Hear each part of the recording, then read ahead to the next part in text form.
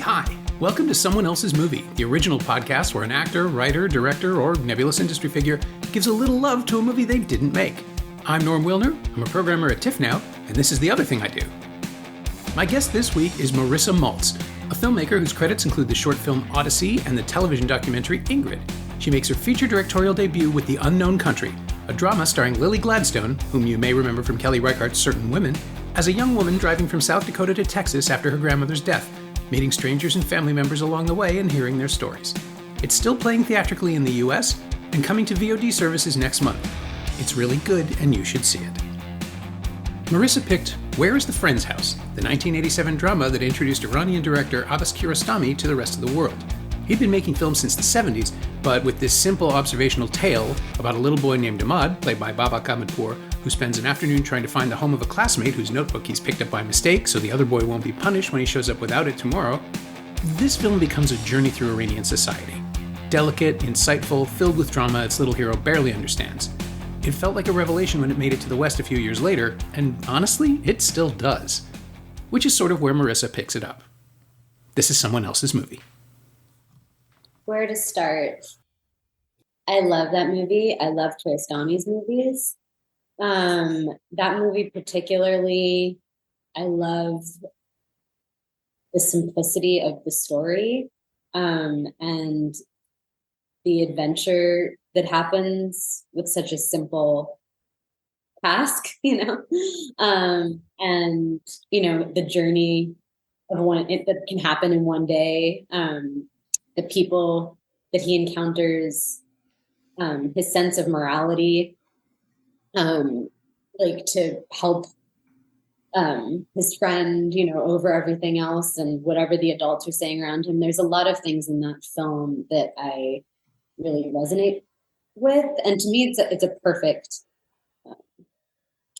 film. Like that moment that he takes the notebook and the music starts and he runs off on his journey. Like that feeling of just like, and it's beginning. Where is he going to go? How is he going to get there? Who is he going to meet? Does that answer your question? It's a start, yeah. It's remarkable that this is the first time someone's chosen a Kiarostami film in like 460 episodes. I remember thinking, wait, I'm sure we've done Taste of Cherry. And then I looked it up and I realized that we've had, I think 7 people have floated it, but it's never happened.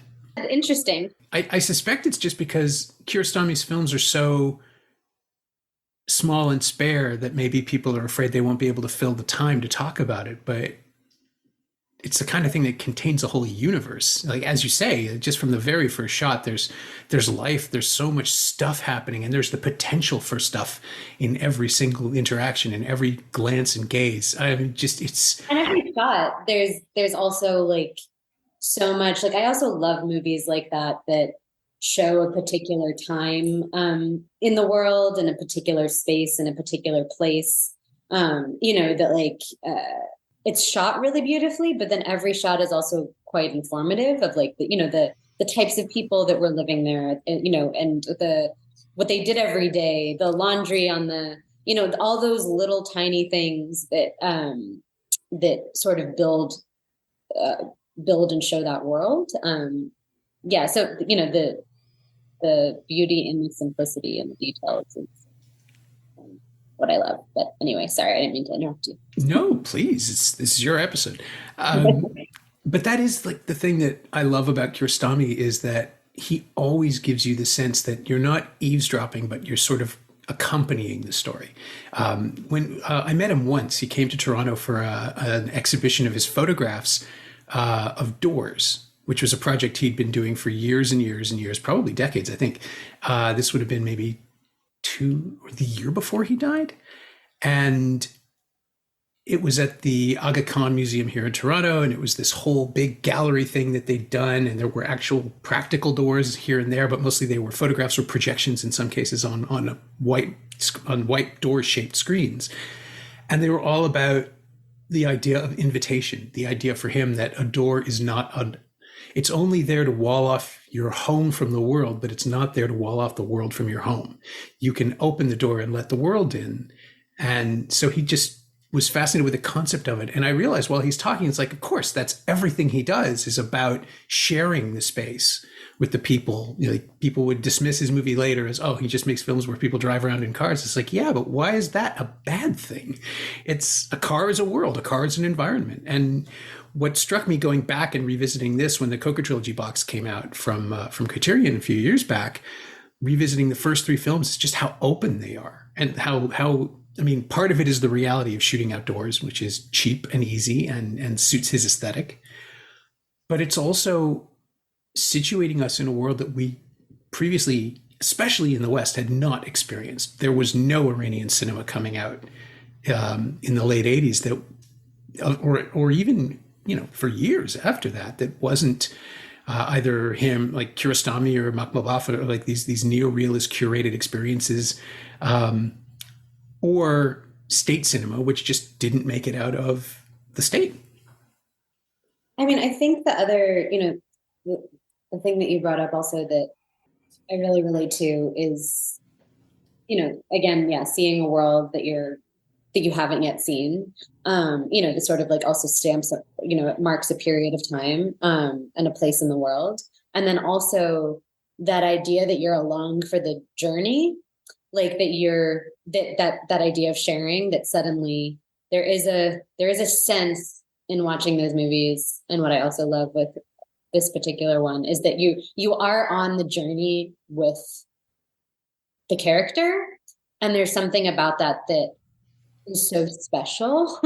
And to me, even though those films are so quiet and, you know, they feel so exciting, which I think is so beautiful. I don't just like to be able to pull that off, you know? Yeah, I've always wondered too if it's something to do with having a child as your lead, because on some level our brains don't believe that the kids are acting. You know, you're pulled in for the immediacy of it because, well, what's going to happen? Is he okay? Is there sandwiches? Like, is there a craft service table nearby? Is this kid okay? Yeah, yeah, and I mean, you know, also there are a lot. My next film that I'm finishing now actually is with a child actor who's in the unknown country. Oh yeah, and I think it is though very hard to get like in Where's the Friend's House. The kids are incredibly believable. Like there isn't even I don't think that's easy to do. Oh, no. So you know, and they're not, you know, and maybe you know, I don't know very much about how he found everybody that was in his movies. I should probably research that more, but like all of those non-actors, like all of the community, all of those people, like those kids, they do feel real and the performances feel very real. And I think that that's something that, I know I've been watching a lot of movies with kids lately and it's very hard to pull off actually. It is. And this is the generation that wasn't yet comfortable in front of cameras the way that current generation is, like having grown up with smartphones and everything else, which is this fascinating theory that I've been pulled into, the idea of a generation that isn't self-conscious in the slightest and actually has to adopt a completely different personality, but doesn't struggle with it the way that my generation or the kids before that used to do when they were play acting. Now it's just like you assume a persona to be on Instagram, so why not be an actor? It's kind of scary. It's very strange. I actually think it makes them even like there's like an extra performance sort of feeling with kids now in a way, because it does feel like it's hard to get back to something natural because of all of the types of media that they are engaging with all the time and their sense of being hyper aware of what performance is. Mm-hmm. Very much so. And when you see kids who can do it naturalistically, it feels like a rare gift. And watching, you know, like now, of course, you imagine Babak Ahmadpour is he'd have to be in his 50s or 40s. And it's just impossible to believe that this child could have ever been an adult, because he's got this perfect angelic face, and the challenges are met with curiosity rather than fear. Like, this is a kid who's doing a good thing and it powers him through his day, but it also gives the film that spirit. There's no sense there. I remember seeing it. I misremembered originally. I thought I must have seen it in the early years of its release, but it took 5 years to make it to TIFF. It didn't play here until 1992. Oh, really? Yeah, which is when I must have seen it. Yeah. And I, at the time, I remember thinking I should be more nervous. Like everything I've been told about Iran and the fundamentalism that's rife there, and it's present. You can see the structure, but everyone is helpful and no, like he's trying to save a kid from a worse fate.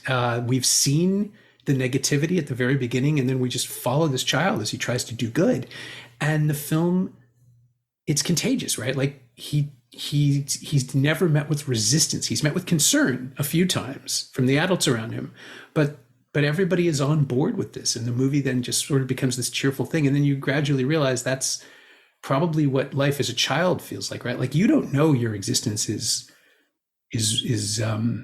any different from anyone else's. You don't know that you're in an advantaged position or a disadvantage. This is just how you exist.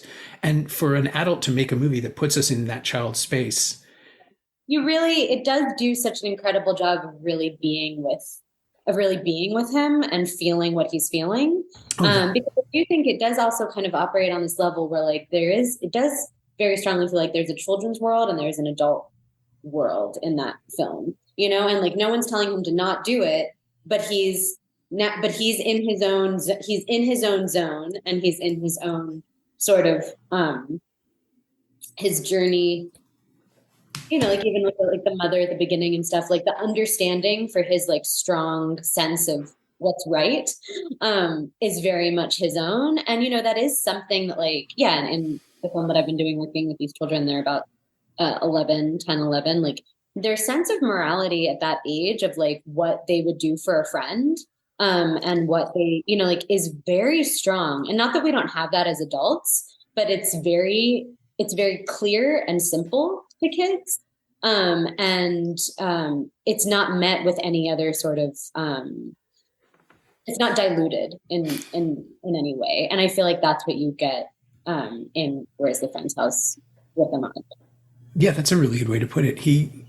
Well, with adults, I mean, everything is, we have the same impulses, but then we immediately dilute them. Like we immediately realize, oh, well, I mean, if I leave the house now, there's all this other stuff to be dealt with. And yeah, kids are straight lines. I mean, think about something like I'm thinking about, weirdly enough, Stand By Me, which was right around the same time in the States, but is this sort of burnished, polished memento of the past where you could have been a kid who was that pure.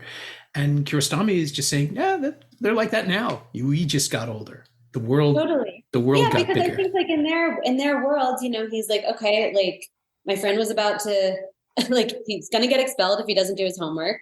Like I need to get this book back to him so that he doesn't get expelled tomorrow. And that's my duty. And it's that simple. There isn't like, if I have this in 15 minutes or I have to go to like, there are all the other things that cloud our brains. And that simplistic beauty is what's so great in that film. And then just using that tool to have this sort of hero's journey along, meeting all the people along the way. And of course, like I always love at the end, like, the sort of like the end of that movie, just, with him then doing it. He never got there, but he's still like sort of like, it's not like all wrapped up with a perfect ribbon, but like it's, the structure of that film is very much the types of movies that I always wanted to make. It's an odyssey, right? It's an odyssey and a challenge to personal morality and all the other stuff that gets folded into these big, what was it? There are only two narratives, right? Like a stranger comes to town or someone sets off on a journey. And if you look at it from the other side, that's the same story. There really only is the one. It just depends on where you're standing. And to have that be an 8-year-old, I think, or 6-year-old it's just everything is bigger, like literally bigger. The distance is longer because he has little legs, and the understanding of that, and how at the very end, and obviously we can spoil a 36-year-old movie, but I'm sorry, but no, the fact that he is faced with futility, which is where most movies would end to teach us a lesson in the audience about never trying, is. And then he refuses that challenge. He simply goes and does it. And as you say, finishes the homework and turns it in the next day and saves someone selflessly. It's great, but I can see you getting emotional. Yeah, it's great. No, it's just like, because it is just the most beautiful. It's the most beautiful way to tie up that story. And then you still got the whole journey of like all the people along the way and all the moments and all the, and yeah, I do love them. Yeah. And at the end of it, you can sort of see the story being turned into an inspirational myth by people who don't fully understand it, right? Like the idea that the end result is all that matters, and that this poor kid's suffering and exhaustion doesn't count because he ended up doing the right thing, but because we're with him and watching him earn it. And really struggle with concepts he barely understands, but has this unerring sense of what is the thing to, like, doing the right thing. Basically, it's almost thrilling, even though it's so calm. No, that's it, and that's why, like, I genuinely do find it thrilling, and that's what's so funny, because, like, yeah, it is a very simple, quiet film, but when he's on that journey and when he has, this very impactful sense of duty, and he will not stop, that is incredibly thrilling. And I was just like talking to my editor, my post collaborator Bonner Tang, who edited The Unknown Country as well, and we were talking about our new film. And I was saying, like, I could also just watch kids running like for hours. Like, there's a sense of, like, it's so invigorating to watch kids run on film. I don't know where they're running. It doesn't matter where they're running. There's just something about that just feels very exciting. And, the shots in Where's My Friend's House, or Where's the Friend's House, where he's running through, he's just placed in all these epic looking, through the trees, up that hill, like through the towns. Yeah, I do just find all of that thrilling, watching him in those scenarios.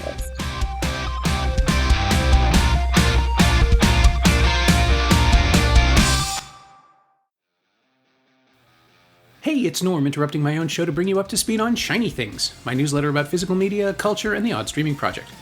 I'm moving on Friday, so there might not be an edition this week, but when it does come out, it'll cover a few new releases, including Matt Johnson's Blackberry and Louis Leterrier's Fast X, which make for an interesting double bill. Sign up for a 14-day free trial at shiny-things.ghost.io, or find a link at the Semcast Twitter account. You like reading about movies? I like writing about them. Come check it out.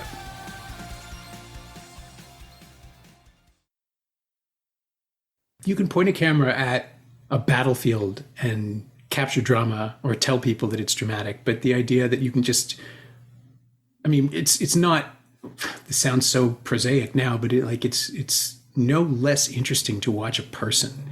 And especially when the filmmaker knows what he's doing and builds the world around them. And yeah, Kiarostami, I remember such a physical pain when I had heard he died, because it was so sudden and so unexpected.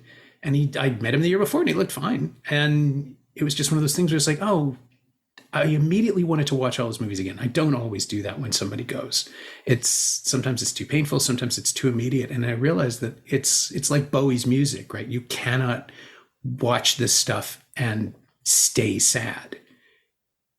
You just get to reconnect with all the things that made you love the artist in the first place. Absolutely. And there is something that feels so invigorating about life watching his films. And I mean, he is the filmmaker that made me want to make movies, because I was doing, and I still do visual art, and I was doing a lot of video art. And I took a class in college that was called avant-garde cinema, and I didn't know what that was going to mean. And it was watching, I think it was Taste of Cherry first. And I watched that and I was like, oh, like there are films that are more like art and they're more like based on, these sorts of like emotions that you get from the images, and they're simple stories, like not like, that's just the first introduction I had to not, what, studio sort of Hollywood movies that you would go to a theater to see. And I always return to his films to make me want to make films. To continue to want to make films, no matter how hard the last film I I would have made is I'll always go back to his movies to make me, and there's the whole on Criterion, there's the whole, there's a collection now that's just childhood films of his that are fantastic. So you can go and watch, fantastic in my, a lot of people might fall asleep watching them, but for me, they're fantastic. But yeah, they're all just childhood movies. So they're all they're also little commercials that he made for toothpaste with kids, or what was it? Not toothpaste, a dentist, or bad teeth. And or there's this one, what's the name? With this 14-year-old boy that's about just a kid, kind of an adolescent kid walking around the city. I forget the name. Anyways, I highly recommend that Criterion collection. Yeah, there was a documentary that he made around the same time, a feature-length doc that's on the Coker Trilogy box set. And it's invaluable. He had such a curiosity and such an indulgence of life. It never felt precious. It never feels forced. You're just happy to walk alongside these kids. Totally. And that is it too. Feeling that curiosity, for the world and the people, and sort of a deep meditation on life while you're watching the films. In that simplistic sort of structure, there's such a deep meditation on just the state of being, part of the world, I feel, in his movies. And then that curiosity for the world around you. Truly the only other films I've watched that feel the same way are my dad's VHS tapes.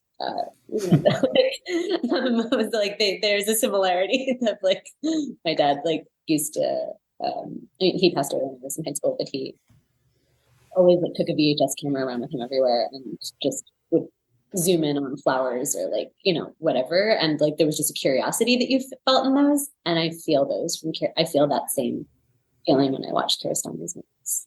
Sorry, that was a tangent, but yeah. No, that's lovely. There are no digressions. It's all relevant. This actually does bring me to your own work, because you're releasing a movie about people in cars, right? This is the thing that he did that you do, and I want to talk about that as well. Sure. Yeah, I think I do think I've always felt a deep love for his films, and definitely Where's a Friend's House and Taste of Cherry, were in my mind when building, sort of the structure of The Unknown Country, and how do you, and it's harder to talk about my own films. But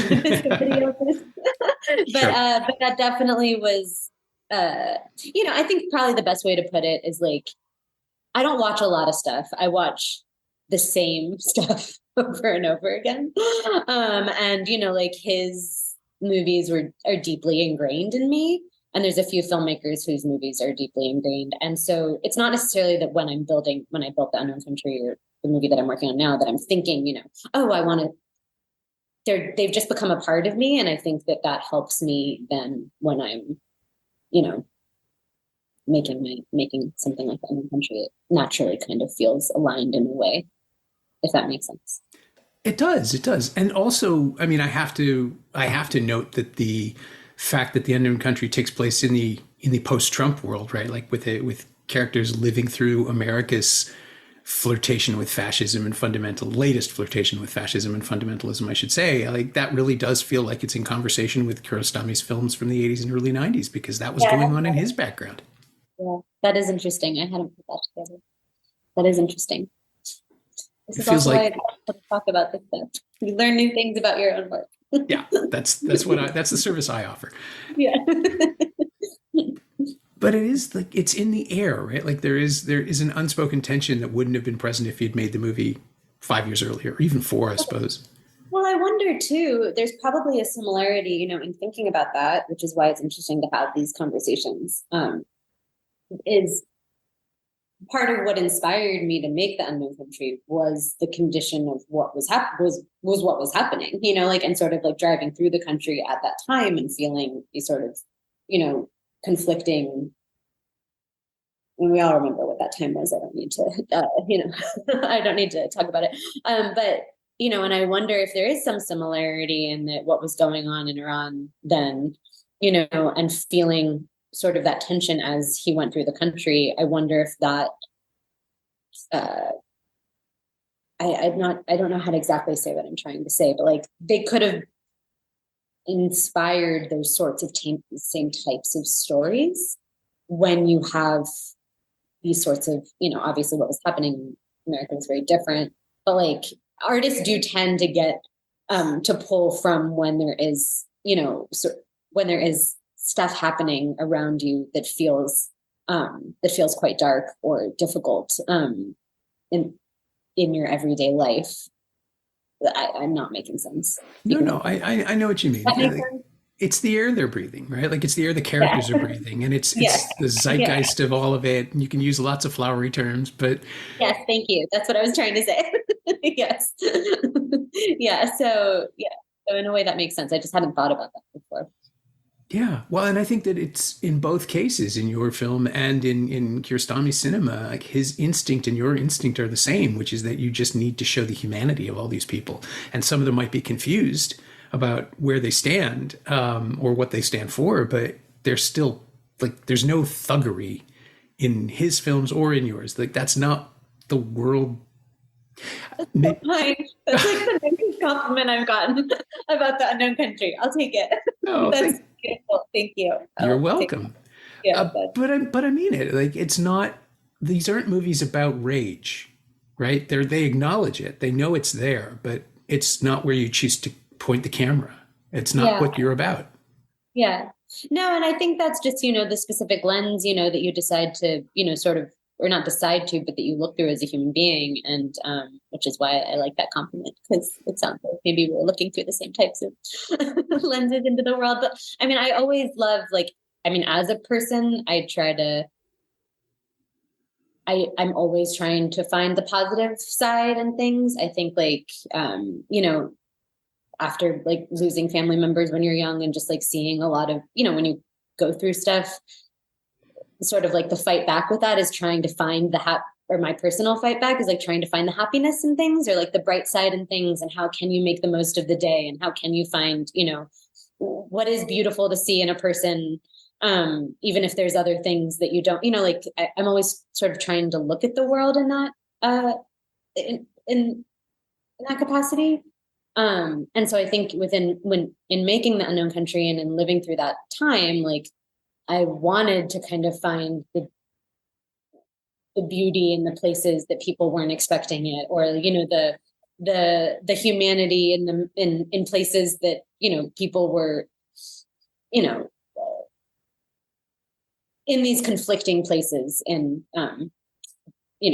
during that time. I'm not doing a good job of discussing it. Hopefully you know what I'm saying, and whoever's listening to this will. I think they'll get it, and when they see the movie, they will understand too. Okay, and, perfect. Because I'm not great with this. You're doing fine. No, but the other thing too, I was going to ask you just as a way out, because usually I ask if there's anything specific of the film that you've used or borrowed or referenced or stolen in your own career, but we kind of covered that with the aesthetic questions. I wanted to ask, like, was there ever a moment, or has there been a moment where you're tempted to actually have the films? Like, you couldn't really do it in The Unknown Country, but I kind of want to see the movie playing on a TV somewhere, like just somewhere, like to indicate that you live in the world where these films exist, and not in the same reality, but that they've made it out into the world of your film. I don't know why, but I was sort of surprised that, after watching this again, it's like, oh, wow, it feels like this could have been playing on somebody's television in the background. But then I realized nobody's streaming the Criterion channel in this movie. Yeah, that's what I was going to say. I love sort of like I love finding those types of because we actually do that in The Unknown Country. Another film I watched a lot was Paris, Texas. And I was going to say Vendors, right? He's the other person that the other point of contact I was thinking of. And the Road trilogy. And so we did secretly, like the whole kind of idea with that was, or it's not so secretly, but like the opening sequence of Paris, Texas is in the specific part of Big Bend. And we got Lily to be walking through that part of Big Bend alone at the end of The Unknown Country. So like there were like some references I like that sort of stuff, but with Kiarostami's work, there wasn't it. Yeah, it in this specific context of the unknown country, I don't know where it, but I do love being able to place those sort of like sneaky sort of homages to people that you love. I don't really, I've never really thought of it as like copying. I just think that like people you respect so much and they've made such an influence that there are ways. So yeah, maybe next movie. Yeah, I think it was Vendors. He said he doesn't like the term Easter eggs, but he likes Valentines. Yes. Yes. Yeah, that's a beautiful way to put it. And that's definitely in the unknown country for him. For Vendors. So